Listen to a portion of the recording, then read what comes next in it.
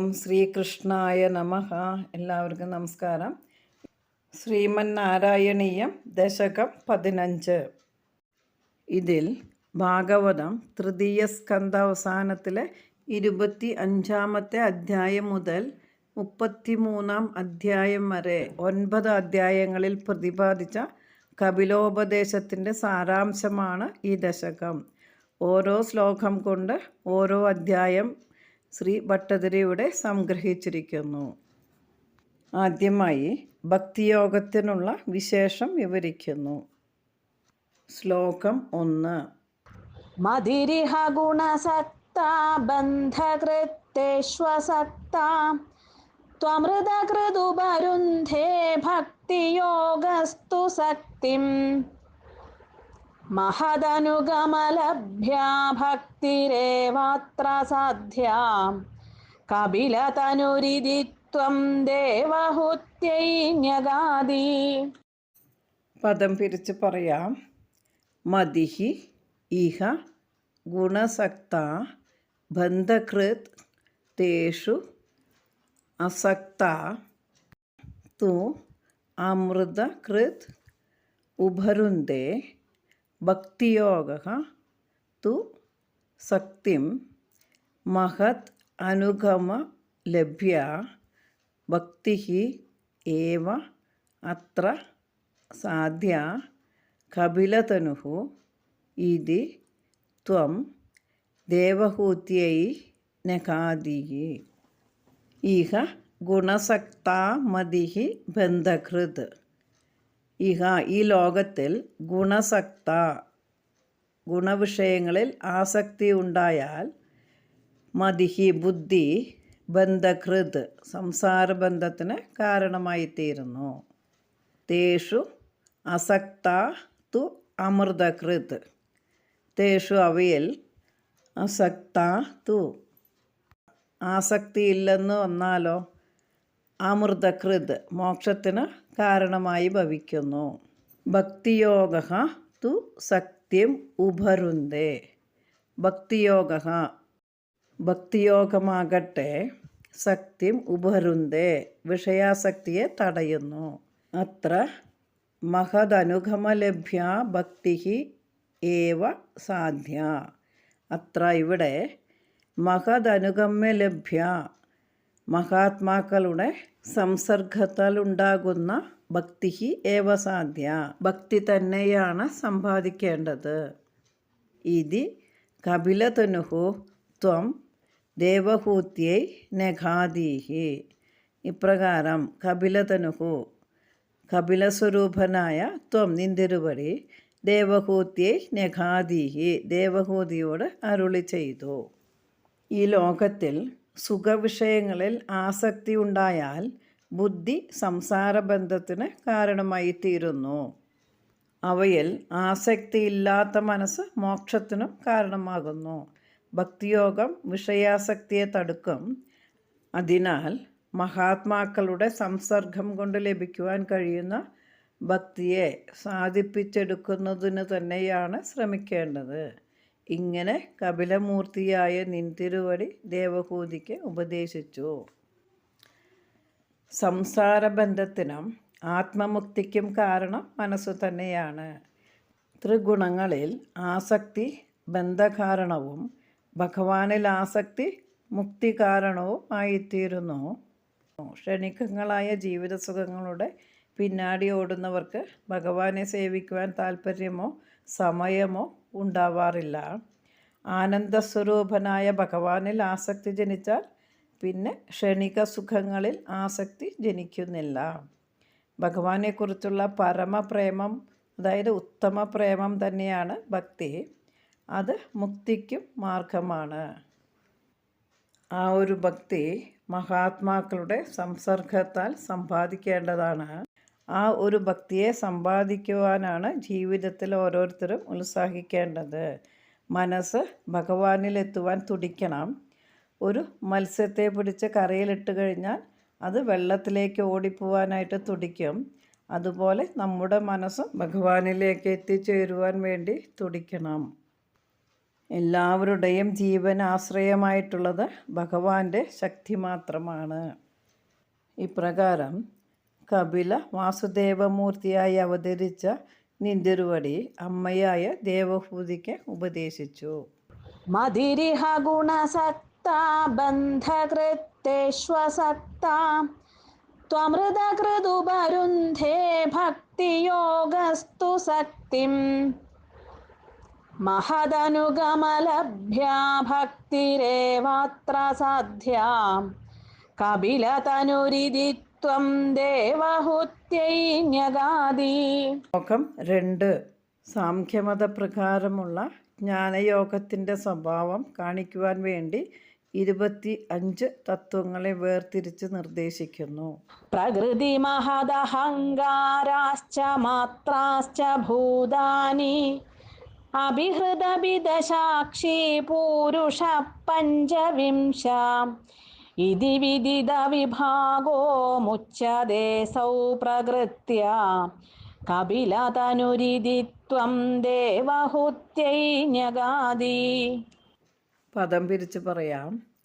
പ്രകൃതി മഹത് അഹങ്കാരഃ ച മാത്രഃ ച ഭൂതാനി അഭി ഹൃദ് അഭി ദശ അക്ഷി പൂരുഷഃ പഞ്ചവിംശഃ ഇതി വിദിത വിഭാഗഃ മുച്യതേ അസൗ പ്രകൃത്യ കപിലതനുഃ ഇതി ത്വം ദേവഹൂത്യൈ ന്യഗാദി. പ്രകൃതി മഹദഹങ്കാരഃ ച മൂലപ്രകൃതിയും മഹത്തത്വവും അഹങ്കാരവും മാത്രാഹ ച ഭൂതാനി അഭി ഹൃദ് അഭി ദശാക്ഷി മാത്രാഹ 5 തന്മാത്രകളും ഭൂതാനി അഭി 5 ഭൂതങ്ങളും അതായത് പഞ്ചഭൂതങ്ങളും ഹൃദ് മനസ്സും അഭി ദശാക്ഷി 10 ഇന്ദ്രിയങ്ങളും പഞ്ചവിംശഃ പുരുഷഃ ഇതി 25-ാമത്തേതായി പുരുഷനും അതായത് ആത്മാവും എന്നീ പ്രകാരം വിദിത വിഭാഗഃ അസൗ പ്രകൃത്യാ മുച്യതേ. തത്വവിഭാഗം മനസ്സിലാക്കിയിട്ടുള്ള പുരുഷനെ അതായത് ആത്മാവിനെ പ്രകൃതി വിട്ടുമാറുന്നു, മായ വിട്ടുമാറുന്നു. ഇതി കപിലതനുഃ ത്വം ദേവഹൂത്യൈ ന്യഗാദി. ഇപ്രകാരം കപിലസ്വരൂപനായ നിന്തിരുവടി ദേവഹൂതിയോട് അരുളി ചെയ്തു. ഈ ലോകത്തിൽ മൂലപ്രകൃതി, അതിൽ നിന്നുമുണ്ടായ മഹത്തത്വം, മഹത്തത്വത്തിൽ നിന്നും ജനിച്ച സാത്വികം, രാജസം, താമസം എന്ന 3 വിധത്തിലുള്ള അഹങ്കാരങ്ങൾ, അവയിൽ താമസഹങ്കാരത്തിൽ നിന്നുണ്ടായ ശബ്ദം, സ്പർശം, രൂപം, രസം, ഗന്ധം എന്ന പഞ്ചതന്മാത്രകൾ അതായത് സൂക്ഷ്മഭൂതങ്ങൾ, പൃഥ്വി, ജലം, തേജസ് അതായത് അഗ്നി, വായു, ആകാശം എന്ന 5 മഹാഭൂതങ്ങൾ, മനസ്സ് എന്ന അന്ധഃകരണവും, മൂക്ക്, നാക്ക്, കണ്ണ്, ത്വക്ക്, ചെവി എന്ന 5 ജ്ഞാനേന്ദ്രിയങ്ങൾ, വാക്ക്, പാണി, പാദം, പായു, ഉപസ്ഥം എന്ന 5 കർമ്മേന്ദ്രിയങ്ങളും ഉൾപ്പെടെ 10 ഇന്ദ്രിയങ്ങൾ, ഇങ്ങനെ 24 തത്വങ്ങളും 25-ാമതായിട്ട് പുരുഷനുമാണ് ഉള്ളത്. പുരുഷൻ എന്ന് പറഞ്ഞാൽ ആത്മാവ്, ജീവൻ എന്നുള്ള തിരിച്ചറിവുണ്ടായാൽ മായയും മായയിൽ നിന്നുമുണ്ടാകുന്ന ശരീരബന്ധങ്ങളും വിട്ട് ജീവാത്മാവ് മുക്തനായിത്തീരുന്നു എന്ന് കപിലമൂർത്തിയായ അങ്ങ് ദേവഹൂതിക്ക് ഉപദേശിച്ചു. സത്വം, രജസ്, തമസ് എന്നീ 3 ഗുണങ്ങളുള്ള മൂലപ്രകൃതിയുടെ പരിണാമമാണ് ലോകം മുഴുവനും. പുരുഷൻ എന്ന് പറഞ്ഞാൽ ജീവൻ തന്നെയാണ്. സാംഖ്യമത സിദ്ധാന്തം പറയുന്നത് ജീവന് പ്രകൃതിയുമായി തീരെ ബന്ധമില്ലെന്നാണ്. അതുപ്രകാരം പ്രകൃതി തത്വങ്ങൾ 24 പ്രപഞ്ചത്തിൻ്റെ ആദി കാരണമാണ് മൂലപ്രകൃതി. ത്രിഗുണാത്മികയായ ആ മൂലപ്രകൃതിയെയാണ് മായയെന്നും അവിദ്യ, അജ്ഞാനം എന്നെല്ലാം പറയുന്നത്. പ്രകൃതിയിൽ നിന്നും മഹത്തത്വവും അതിൽ നിന്നും അഹങ്കാരവും ഉണ്ടാകുന്നു. ബുദ്ധിയാണ് മഹത്വത്വം, ഞാനെന്ന ഭാവമാണ് അഹങ്കാരം. 5 തന്മാത്രകൾ, അതായത് ശബ്ദം, സ്പർശം, രൂപം, രസം, ഗന്ധം എന്നീ ഗുണങ്ങളും 5 മഹാഭൂതങ്ങൾ, അതായത് ഭൂമി, വെള്ളം, അഗ്നി, കാറ്റ്, വായു, ആകാശം. 5 ജ്ഞാനേന്ദ്രിയങ്ങൾ, അതായത് കണ്ണ്, മൂക്ക്, കാത്, നാക്ക്, ത്വക്ക്. 5 കർമ്മേന്ദ്രിയങ്ങൾ, വാക്ക്, കൈ, കാല്, പായു, ഉപസ്ഥം, അതായത് മലമൂത്ര വിസർജനാവയവങ്ങൾ. അന്ധക്കരണം, അതായത് മനസ്സ്. ഇങ്ങനെ 24 പ്രകൃതി തത്വങ്ങൾ. ഇവയ്ക്ക് പുറമെയാണ് ആത്മാവെന്ന ജീവൻ. 25ാമത്തെ തത്വം. ഇവ വേർതിരിച്ച് മനസ്സിലാക്കി കഴിയുന്നതോടുകൂടി പ്രകൃതി പുരുഷനെ വിട്ടൊഴിയുന്നു എന്ന് ഭാവം. അതായത് ജീവാത്മാവിൽ നിന്നും മായ വിട്ടൊഴിയുമ്പോൾ ജ്ഞാനം സിദ്ധിച്ച് മോക്ഷത്തിനുള്ള മാർഗമായിത്തീരുന്നു. ജീവൻ, അതായത് ആത്മാവ് തന്നെയാണ് പുരുഷൻ. ജീവസാന്നിധ്യത്തിൽ ദേഹത്തിലുള്ള സകല ഘടകങ്ങളെയും സാഖ്യന്മാർ 24 തത്വങ്ങളിൽ അന്തർഭവിപ്പിച്ചിരിക്കുന്നു. ഹിരണ്യഗർഭൻ പുരുഷൻ, വിരാട് സ്വരൂപ ഘടകങ്ങൾ പ്രകൃതി തത്വങ്ങൾ. ഈ തത്വങ്ങളുടെ ഉത്പത്തിക്രമം 5ാം ദശകത്തിൽ വിവരിച്ചിട്ടുണ്ട്. ഭാഗവതം 3യ സ്കന്ധം 26ാം അധ്യായത്തിൻ്റെ സാരം ആണ് ഈ ശ്ലോകത്തിൽ സംഗ്രഹിച്ചിട്ടുള്ളത്. പ്രകൃതി മഹദഹങ്കാരാശ്ച മാത്രാശ്ച ഭൂതാനി അഭിഹൃതവിദസാക്ഷി പൂരുഷ പഞ്ചവിംശ ഇതി വിദിത വിഭാഗോ മുച്യതേ സൗ പ്രകൃത്യ കപിലതനുരിതിത്വം ദേവഹുത്യൈ ന്യഗാദി. ശ്ലോകം 3. ജീവന് പ്രകൃതി ഗുണങ്ങളിൽ ആസക്തി സംസാരബന്ധത്തിനും വിരക്തി മോക്ഷത്തിനും കാരണമാണെന്നും ഭഗവത് ഭക്തി കൊണ്ടേ വിരക്തി വരുകയുള്ളൂ എന്നും ഈ ശ്ലോകത്തിൽ കൂടി പറയുന്നു. പ്രകൃതിഗത ഗുണൗഘൈർനാജ്യതേ പൂരുഷോയം യദി തു സജതി തസ്യാം തദ്ഗുണാസ്തം ഭജേരൻ മദനുഭജന തത്വാലോചനൈ സാപ്യപേയാത് കപിലതനുരിതിത്വം ദേവഹുത്യൈ ന്യഗാദി. പ്രകൃതി ഗത ഗുണ ഓഘൈഃ ന ആച്യത്തെ പൂരുഷഃ അയം യദി തു സജതി തസ്യാം തദ്ഗുണാഃ തം ഭജേരൻ മദ് അനുഭജന തത്വാ ആലോചനൈഃ സാ അഭി അഭേയാത് കപിലതനുഃ ഇതി ത്വം ദേവഹൂത്യൈ ന്യഗാദി. അയം പൂരുഷഃ പ്രകൃതിഗത ഗുണ ഓഘൈ ന ആച്യത്തെ. അയം പൂരുഷഃ, ഈ പുരുഷനിൽ, അതായത് ഈ ജീവനിൽ, പ്രകൃതിഗത ഗുണൗഘൈ, പ്രകൃതിയുടെ ജനന മരണാദി ധർമ്മങ്ങളൊന്നും ന ആച്യത്തെ, ഇഴുകി പിടിക്കുന്നില്ല. തസ്യാം യദി തു സജതി തദ്ഗുണാ തം ഭജേരൻ. തസ്യ യദി തു സജതി, ഈ പ്രകൃതിയുടെ നേർക്ക് ആസക്തി കാണിക്കുന്നുവെങ്കിലോ തദ്ഗുണാഃ തം ഭജേരൻ, പ്രകൃതി ധർമ്മങ്ങൾ ആത്മാവിനെ പ്രാപിച്ചേക്കും, ആ ജീവനെ പ്രാപിച്ചേക്കും. മദനുഭജന തത്വാലോചനൈഃ സാ അഭി അഭേയാത്. മദനുഭജന തത്വാലോചനൈഃ, എന്നെ ഭജിക്കുക, എൻ്റെ തത്വം ആലോചിച്ചറിയുക എന്നിവ കൊണ്ട് ആ പ്രകൃതിയും ഒഴിഞ്ഞു മാറും. ഇതി കപിലതനുഃ ത്വം ദേവഹൂത്യൈ ന്യഗാദി. ഇപ്രകാരം കപില സ്വരൂപനായ നിന്തിരുവടി ദേവഹൂതിയോട് അരുളി ചെയ്തു. പ്രകൃതിയും പ്രകൃതി കാര്യങ്ങളുമായ 24 തത്വങ്ങളിലുള്ള കർത്തൃത്വം, ഭോക്തൃത്വം മുതലായ ഗുണങ്ങൾ വാസ്തവത്തിൽ പുരുഷനിൽ, അതായത് ജീവനെന്ന ആത്മാവിൽ പ്രകൃതിയുടെ ജനന മരണാദി ധർമ്മങ്ങളൊന്നും ഇഴുകിപ്പിടിക്കുന്നില്ല. ഈ ജീവാത്മാവെന്ന പുരുഷൻ പ്രകൃതി കാര്യങ്ങളായ ശരീരാദിയെ ഞാനെന്നും എൻ്റേതെന്നും മറ്റും അഭിമാനിച്ചാൽ പ്രകൃതി ഗുണങ്ങളുടെ കർത്തൃത്വ ഭോക്തൃത്വാദികൾ മൂലമുണ്ടാകുന്ന ജനന മരണാദി സംസാര ദുഃഖങ്ങൾ അനുഭവിക്കേണ്ടതായിട്ട് വരും.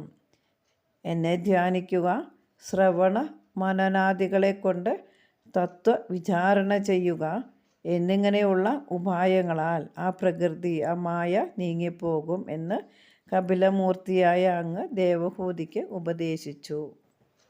ശരീരഘടനയിൽ 25-ാമതായി പറഞ്ഞ പുരുഷന്, അതായത് ജീവന്, അതായത് ആത്മാവിന് പ്രകൃതിയിലുള്ള തത്വ രജസ് തമസ് ഗുണങ്ങളോ ജനന മരണാദി സുഖ ദുഃഖാദികളോ ആയ ധർമ്മങ്ങളൊന്നുമില്ല. പ്രകൃതിയിൽ ആസക്തി ഉണ്ട് എന്ന് വന്നാൽ ഭ്രമം മൂലം പ്രകൃതി ധർമ്മങ്ങൾ എല്ലാം തൻ്റെ ധർമ്മങ്ങളാണെന്ന് ജീവന് തോന്നിപ്പോകും. ഈശ്വരഭജനം കൊണ്ടും വിവേകം കൊണ്ടും പ്രകൃതി മായയിൽ കുടുങ്ങിയിരിക്കുന്ന ജീവനെ വിട്ടുമാറുന്നു. ഈശ്വരനിൽ മാത്രമേ ആസക്തി കാണിച്ചിട്ടുള്ളൂ എങ്കിൽ പ്രകൃതിബന്ധം വേർപ്പെടും എന്നർത്ഥം. ശ്രീമദ് ഭാഗവതം 3-ാം സ്കന്ധം 27-ാം അധ്യായത്തിൻ്റെ സംഗ്രഹമാണ് ഈ ശ്ലോകം. ഭഗവാനും താനും ഒന്നാണ് എന്ന ഭാവനയിൽ ഭഗവാൻ എന്ന് പറയേണ്ടി വരുന്ന സന്ദർഭങ്ങളിലെല്ലാം കപില ഭഗവാൻ ഞാൻ എന്നാണ് പറഞ്ഞു കാണുന്നത്.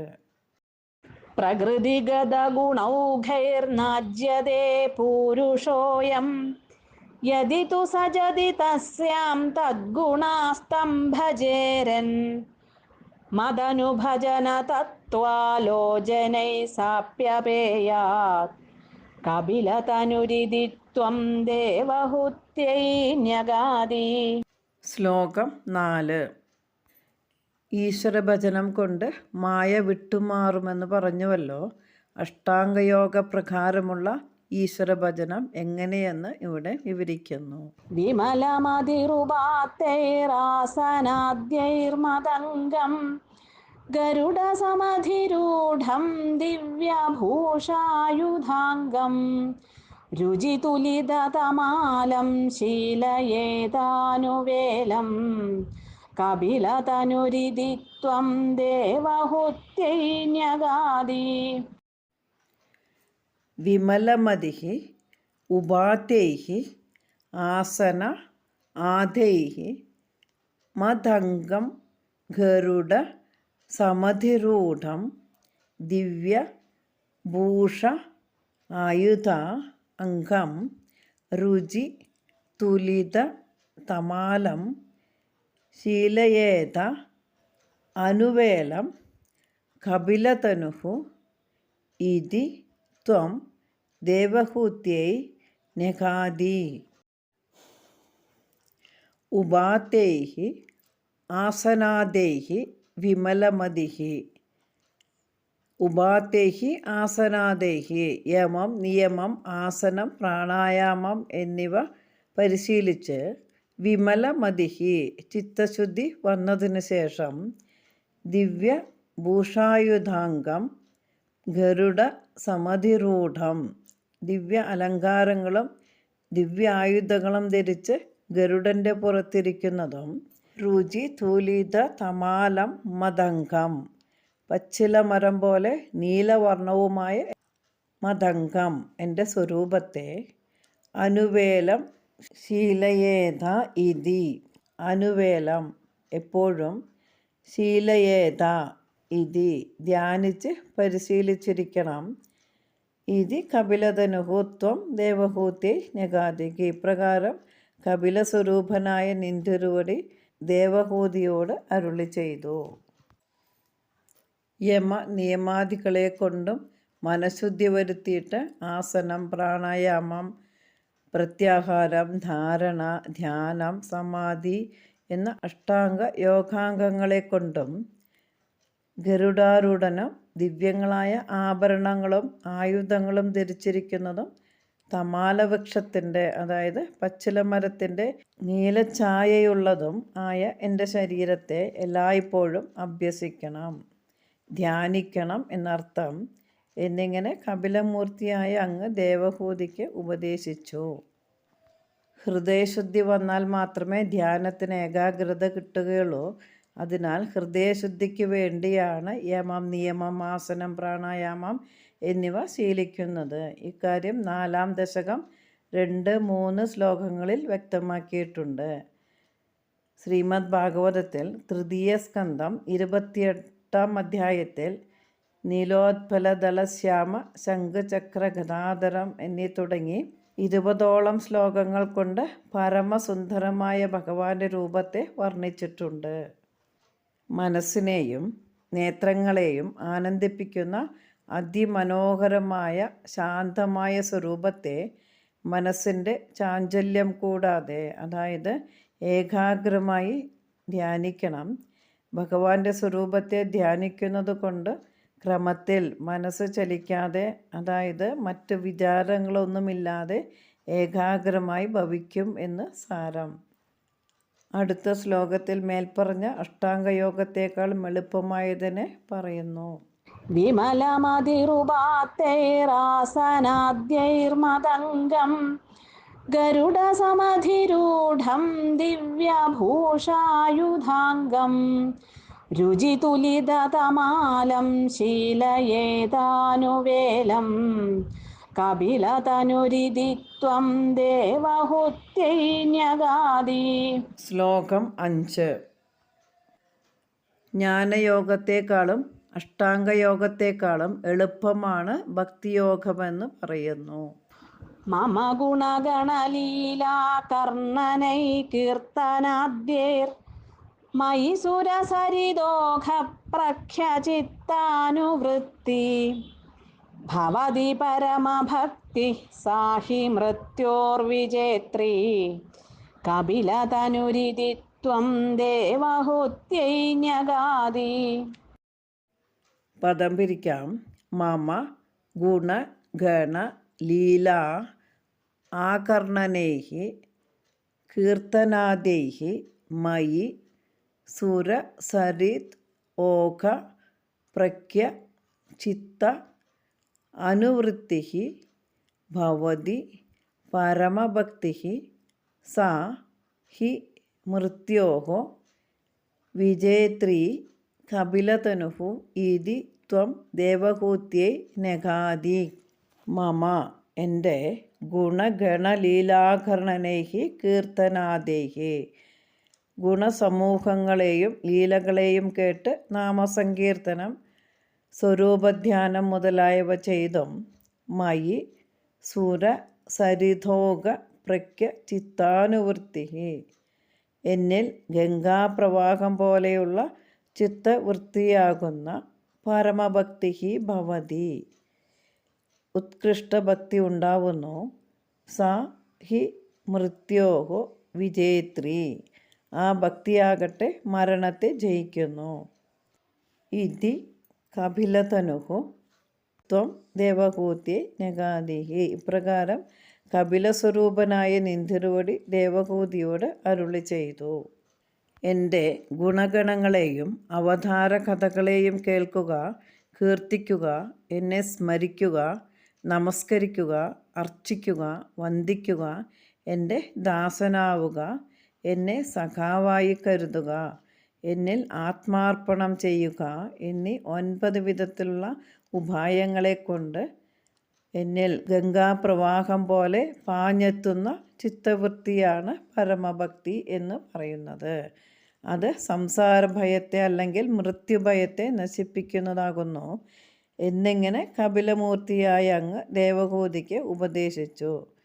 ഗംഗാപ്രവാഹം പോലെ ശക്തിയോടുകൂടി മനസ്സ് ഭഗവാനിലേക്ക് ഇടതടവില്ലാതെ ഒഴുകിക്കൊണ്ടിരിക്കുന്നതിനെയാണ് ഇവിടെ ഉത്കൃഷ്ടഭക്തിയെന്ന് പറയുന്നത്.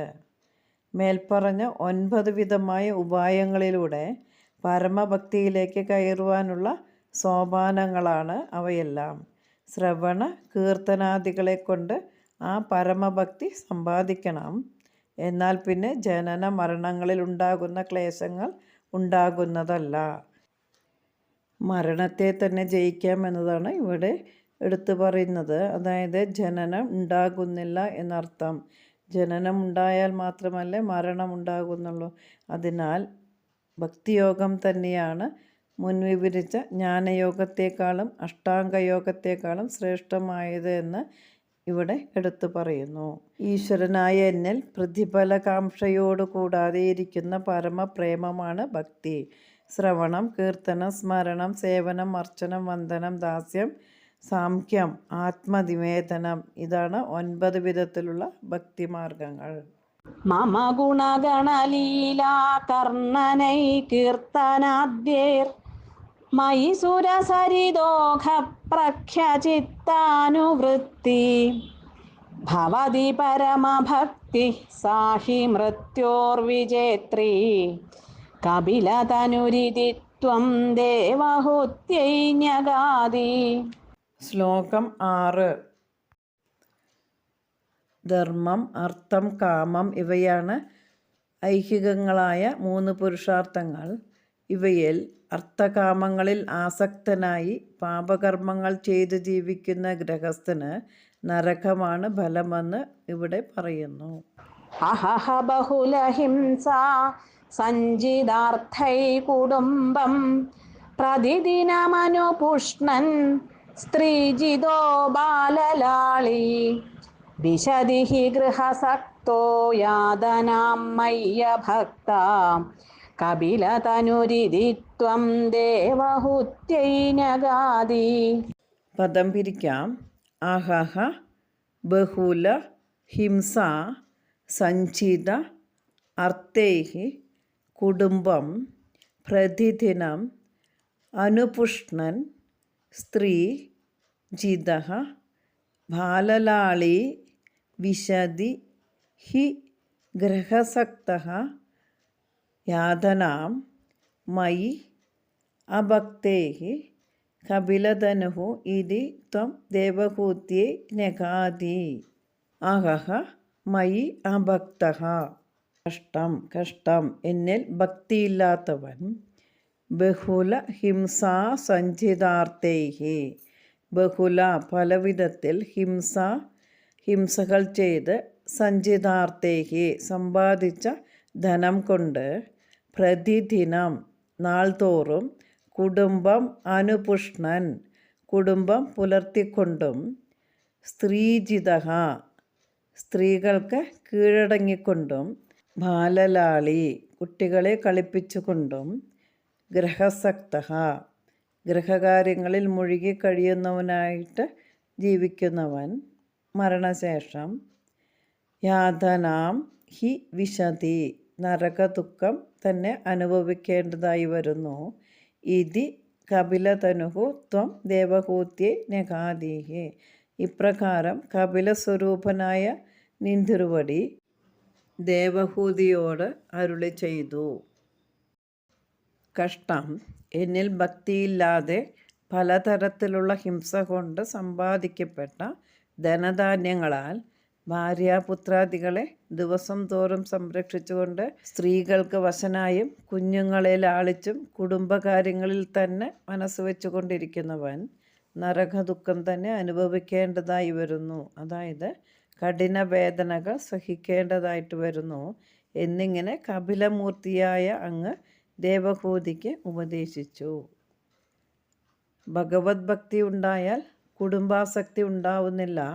കുടുംബത്തെ സംരക്ഷിക്കുന്നതിനോടൊപ്പം എല്ലാത്തിനെയും ഭഗവാനെ സമർപ്പിച്ച് തൻ്റെ കടമകളെ നിർവഹിക്കുന്നു. അവിടെ ആസക്തിയും അത്യാഗ്രഹവും ഉണ്ടാവുന്നില്ല. പിന്നെ ഹിംസാദി കർമ്മങ്ങൾ ചെയ്യുന്നുമില്ല. അങ്ങനെ ഭഗവത് ഭക്തിയോടെ ചിത്തവൃത്തിയാകുന്ന ശ്രേഷ്ഠമായ ഭക്തി ഉണ്ടാവുന്നതോടെ നരകപാതത്തിനിട വരികയില്ല എന്ന് സാരം. സർവത്ര വസിക്കുന്ന പരമാത്മാവ് തന്നെ തന്നിലും വസിക്കുന്നു എന്നുള്ള അഭേദ ദർശനം നിമിത്തമുണ്ടാകുന്ന പരമോത്കൃഷ്ടമായ ഭക്തിയുടെ ലക്ഷണമാണ് ഈശ്വരൻ ജീവരൂപേണ സർവഭൂതങ്ങളിലും പ്രവേശിച്ചിരിക്കുന്നു എന്നുള്ള ദൃഢബോധത്താൽ സകല ഭൂതങ്ങളെയും മനസാ ബഹുമാനിച്ച് നമസ്കരിക്കണം. ഇതാണ് സാരമായ ഭക്തി സാധന.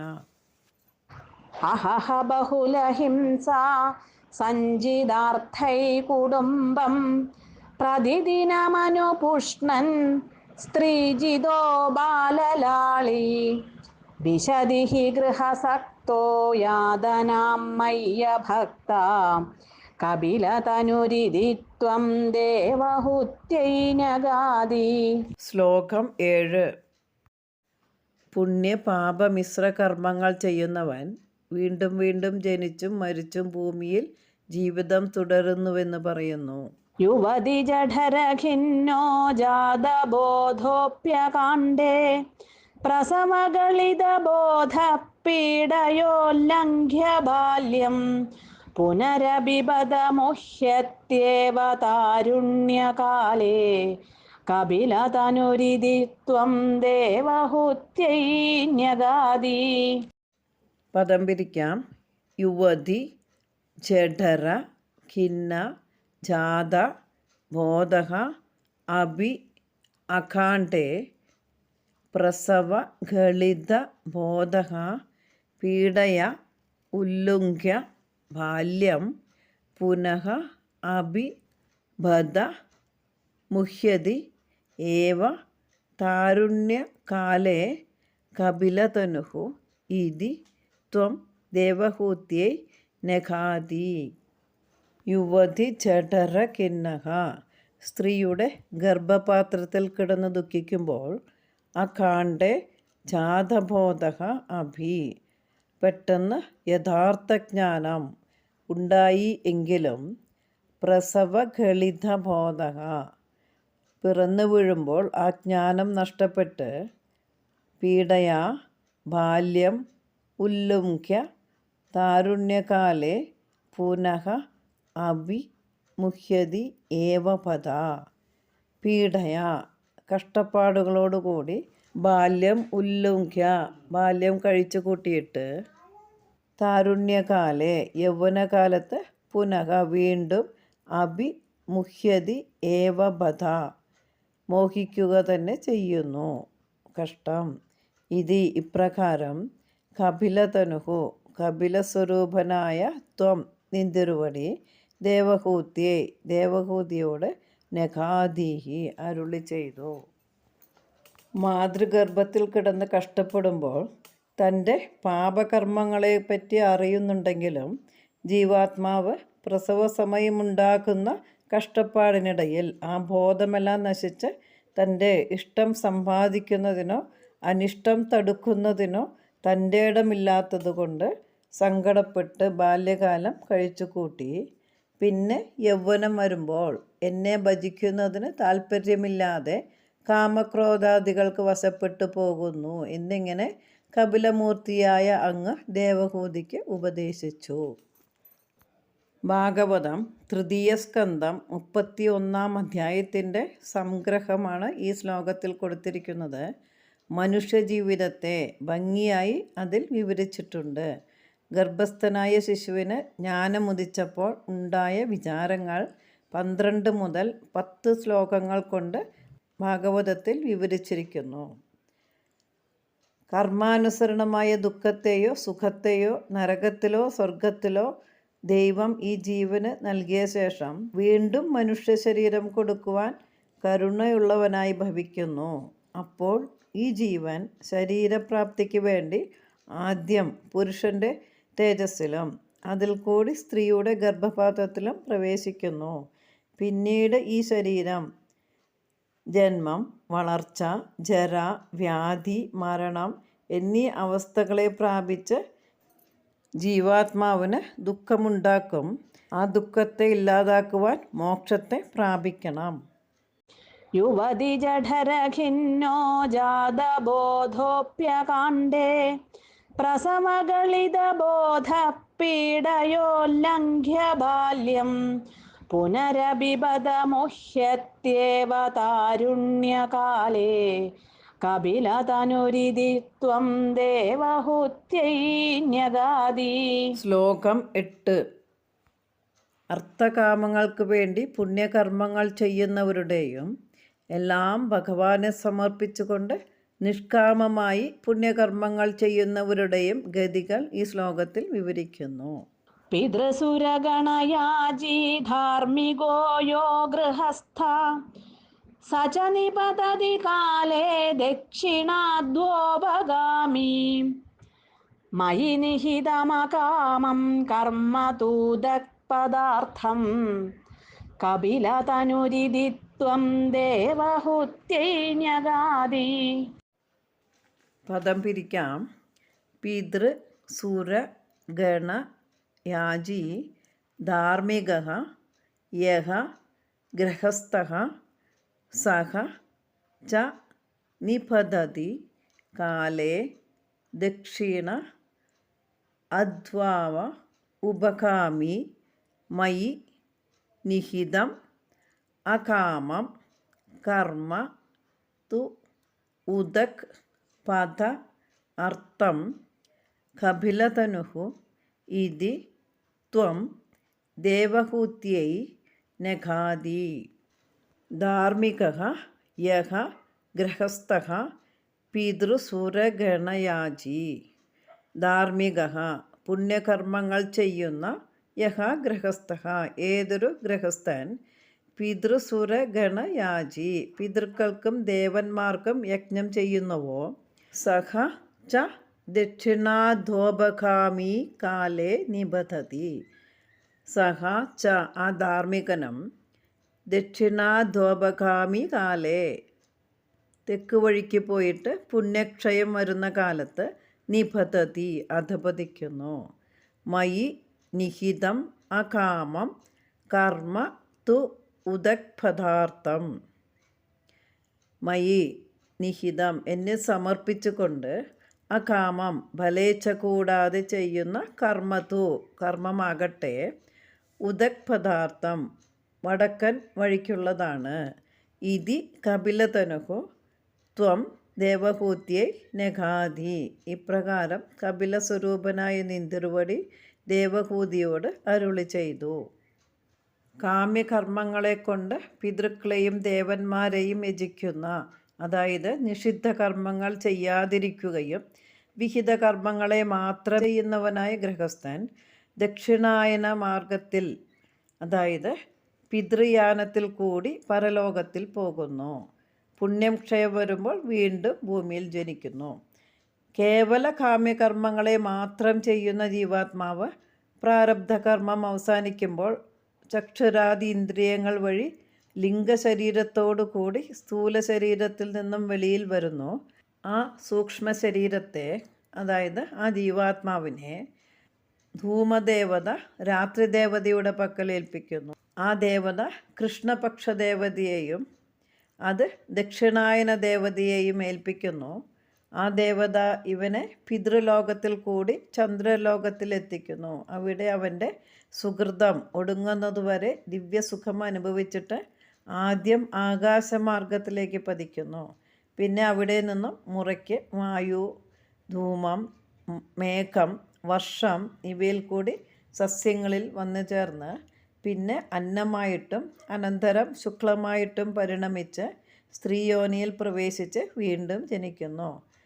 പുണ്യം അധികപ്പെട്ടിരിക്കുകയാണെങ്കിൽ ബ്രാഹ്മണാദി യോനികളിലും, പാപം അധികമാണെങ്കിൽ ചണ്ഡാലാദി യോനികളിലും ജനിക്കും എന്ന് അഭിപ്രായം. എന്നാൽ എന്നിൽ സമർപ്പണം ചെയ്ത നിഷ്കാമകർമ്മം ചെയ്യുന്നത് ഉത്തരായണ മാർഗത്തിൽ, അതായത് ദേവയാനത്തിൽ കൂടിയുള്ള ഗതിക്ക് ഉപകരിക്കും എന്നിങ്ങനെ കപിലമൂർത്തിയായ അങ്ങ് ദേവഹൂതിക്ക് ഉപദേശിച്ചു.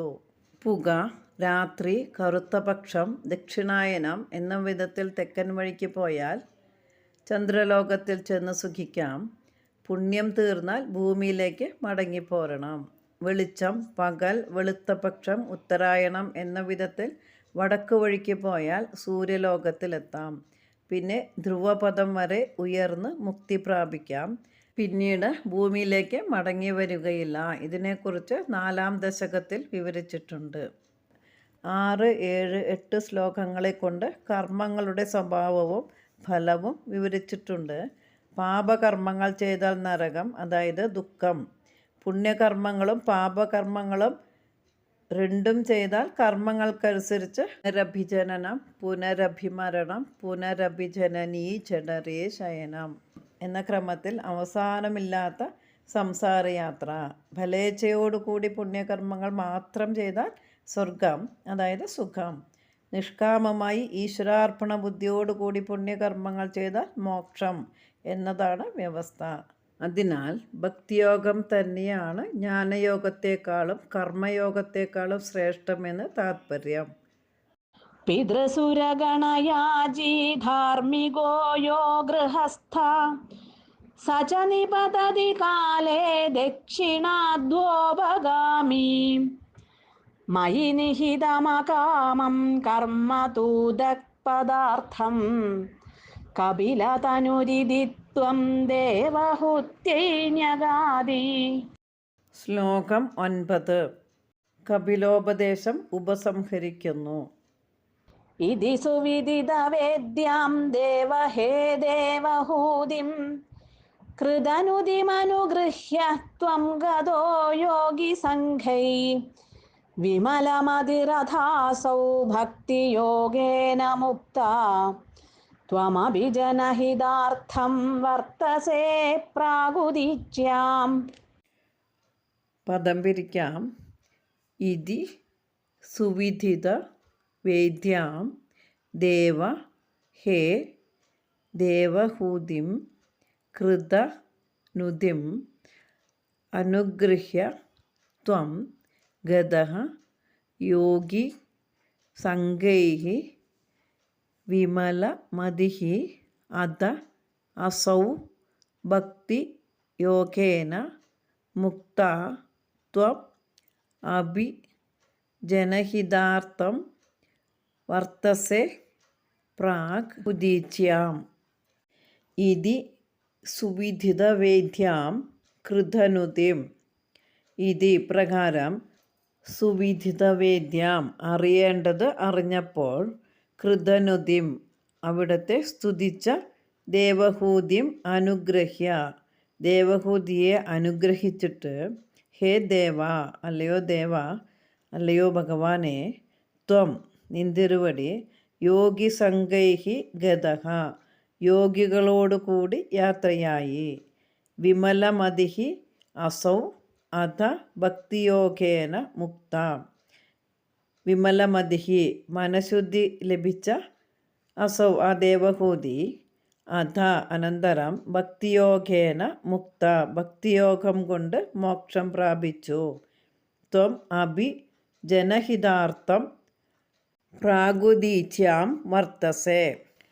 ത്വം അഭി ജനഹിതാർത്ഥം നിന്തിരുവടിയാകട്ടെ ജനങ്ങളുടെ നന്മയ്ക്കു വേണ്ടി, പ്രാഗുദീച്യാം വർത്തസേ വടക്ക് കിഴക്ക് ദിക്കിൽ ഇപ്പോഴും പാർക്കുന്നു.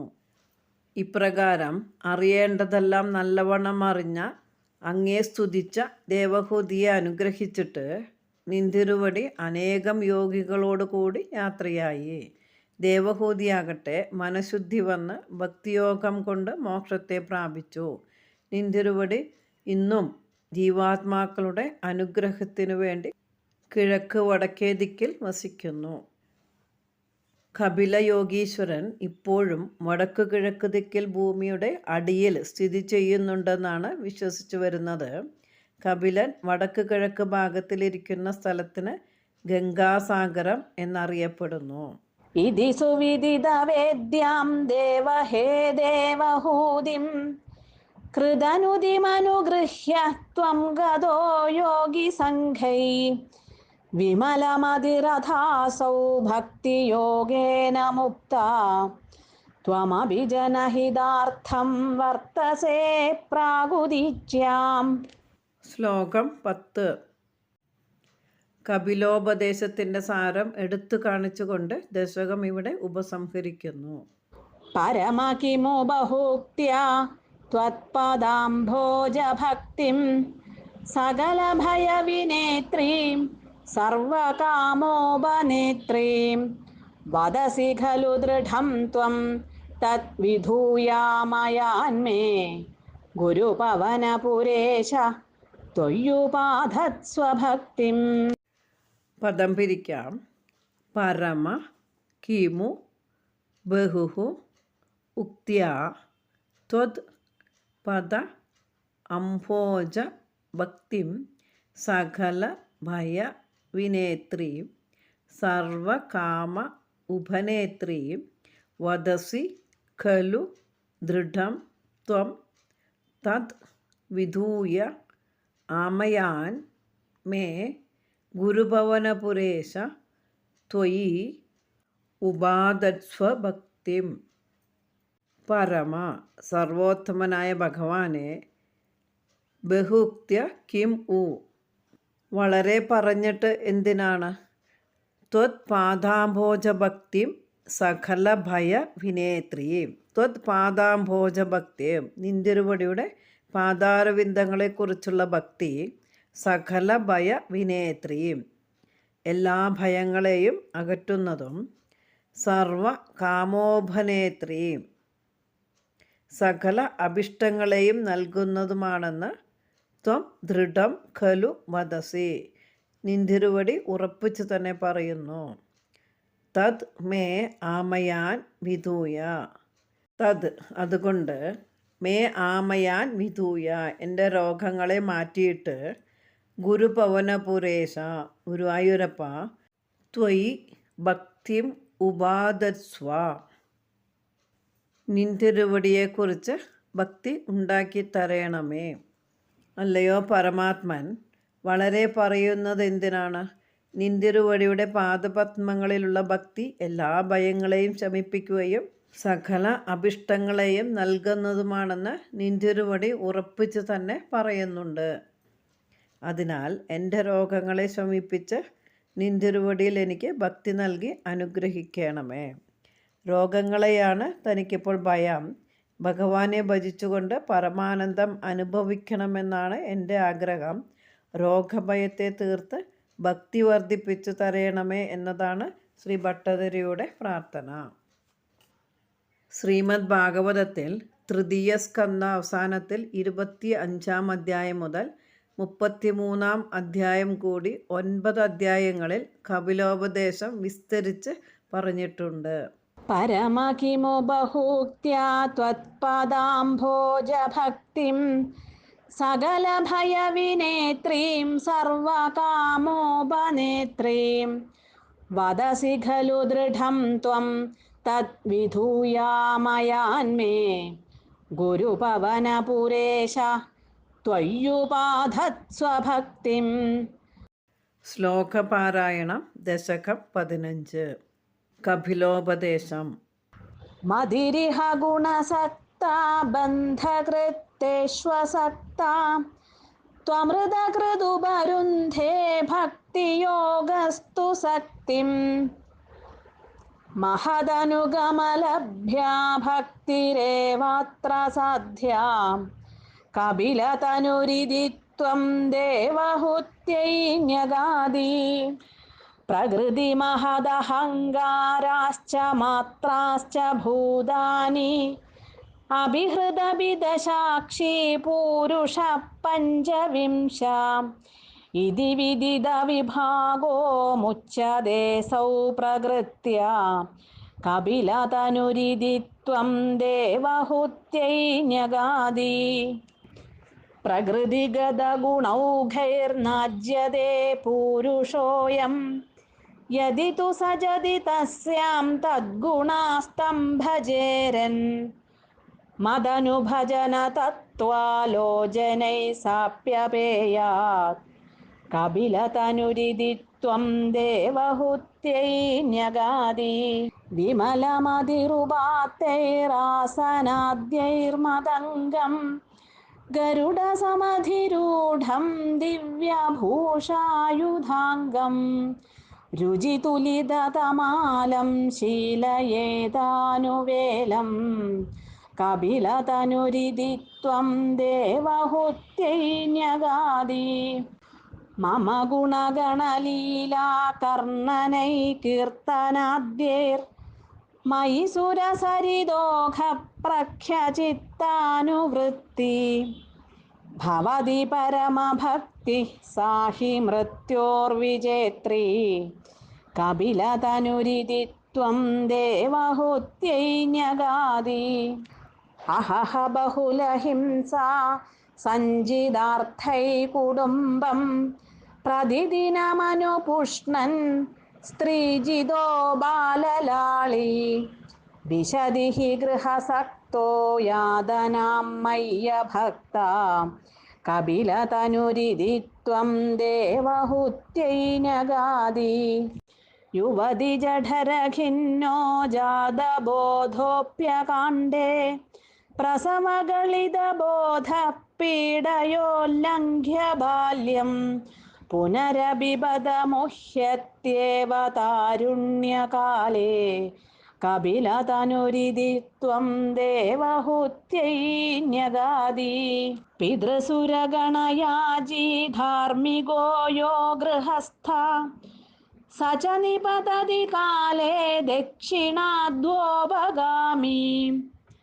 മയി നിഹിതമകാമം കർമ്മ തൂദപദാർത്ഥം കപിലതനുരിതി ത്വം ദേവഹൂത്യൈ ന്യഗാദി ഇതി സുവിദിതവേദ്യാം ദേവഹേ ദേവഹൂതിം കൃതനുതിമനുഗൃഹ്യ ത്വം ഗതോ യോഗിസംഘൈ വിമലമതിരഥാസൗ ഭക്തിയോഗേന മുക്താ ത്വമഭിജനഹിതാർത്ഥം വർത്തസേ പ്രാഗുദീച്യാം പരമ കിമു ബഹൂക്ത്യാ ത്വത്പദാംഭോജഭക്തിം സകലഭയവിനേത്രീം സർവകാമോപനേത്രീം വദസി ഖലു ദൃഢം ത്വം തദ്വിധൂയാമയാന്മേ ഗുരുപവനപുരേശ ത്വയ്യുപാധത്സ്വഭക്തിം. സർവം ശ്രീകൃഷ്ണാർപ്പണമസ്തു.